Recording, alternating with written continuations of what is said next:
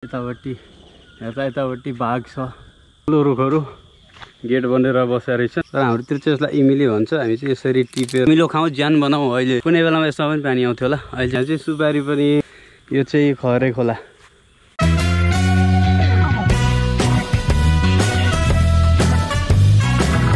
Welcome to my new vlog साथीहरू। अहिले चाहिँ म टिकौलीको पार्कतिर छु। अब भित्रतिर जाउँ न, इको पार्कतिर।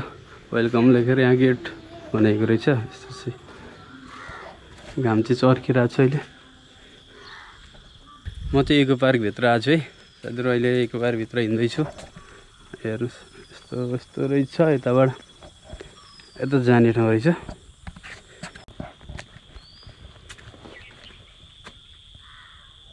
यसबाट पानी झर्थ्यो होला कुनै बेलामा, अहिले चाहिँ पानी आउँदो रहन्छ।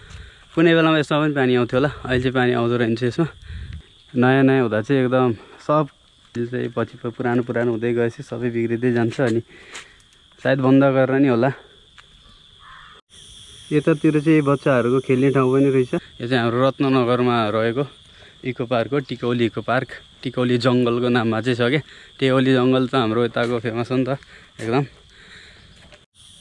यहाँ चाहिँ सुपारी पनि फलेको रहेछ। यो सुपारी टिप्न पाइन्छ कि पाइँदैन, सुपारी टिपेर लैजानु मिल्छ कि मिल्दैन होला।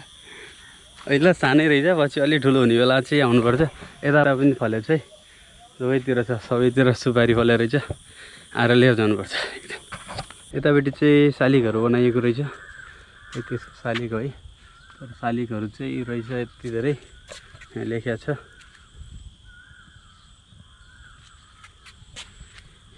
यस्तो शालिगहरू बनाएर राखिएको रहेछ। यतापट्टि चाहिँ रिसोर्ट होला है कुनै, पुरै हेर्नुहोस् न हरेक गर्छ उता। ठुलो रुखहरू गेट बनेर बसेर रहेछन्। अब यतापट्टि चाहिँ रहन्छ केही पनि, यतापट्टि खाली रहेछ। यतापछि यहाँबाट इन्डिङ छ।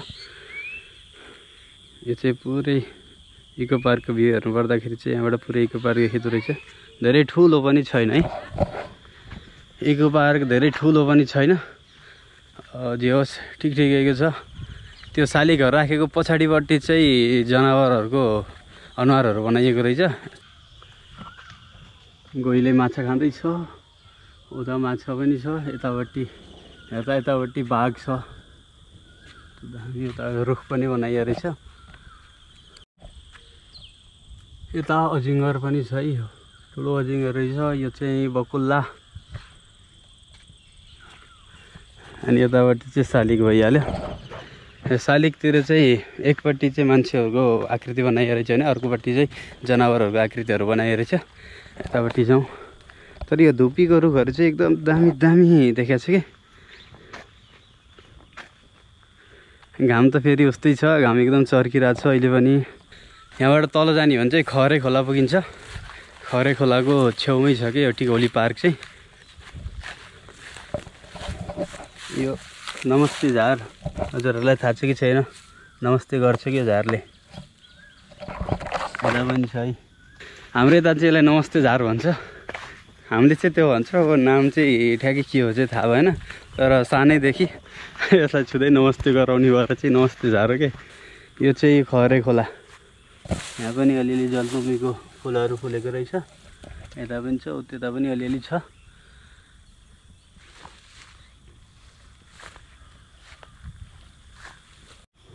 यो बाँसको झाङहरू चाहिँ मजाकै रहेछ कि। अनि बाँसको झाङहरूको गेट जस्तै बनाइएको रहेछ। हाम्रोतिर आएको धेरै मान्छेहरू चाहिँ यतै पिकनिक खानु भनेर आउँछन्। त्यो भएर म पनि हेर्न भनेर आएको कि आज त्यो गेटबाट आएको थिएँ। त्योबाट गएर यसरी घुमेर खरे खोलातिर गएर हालै छ है फुल चाहिँ।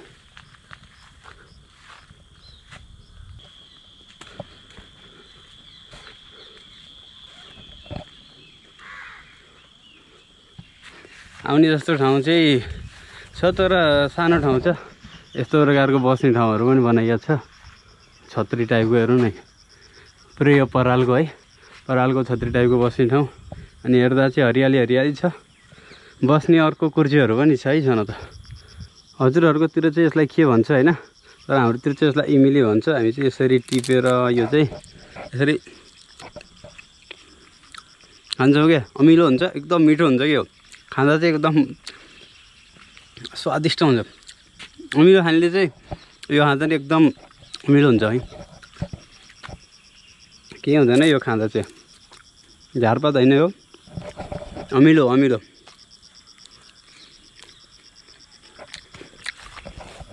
अमिलो खाउँ, ज्यान बनाऊ, अहिले खानुपर्छ। धेरै नै अमिलो रहेछ, धेरै नै खाएँ मैले। हजुरहरूकोतिर चाहिँ के भन्छ त्यसलाई भन्नु है, कमेन्ट गरेर। यतातिर पनि छ, यस्तै यस्तै छ बस्ने ठाउँहरू चाहिँ। यतापट्टि चाहिँ यहाँसम्म रहेछ। साथीहरू इको पार्क चाहिँ यति रहेछ है, तर यहाँ धेरै भन्नु केही छैन। घाम पनि चर्किरहेछ, मौसम पनि क्लाउडी क्लाउडी छ एकदम। अब फर्किनुपर्छ यहाँबाट।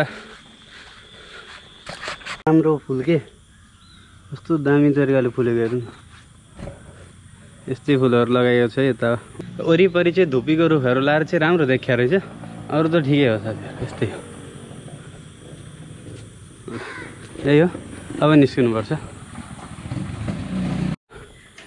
ल अब चाहिँ बाहिर निस्किनुपर्छ साथीहरू यहाँबाट, इको पार्कबाट। साथीहरू इको पार्क चाहिँ यही रहेछ, हजुरहरूलाई कस्तो लाग्यो है हेर्नुहोस्, अनि आफ्नो प्रतिक्रिया दिनु होला, लाइक सेयर सब्सक्राइब कमेन्ट पनि गर्नु होला है। धन्यवाद।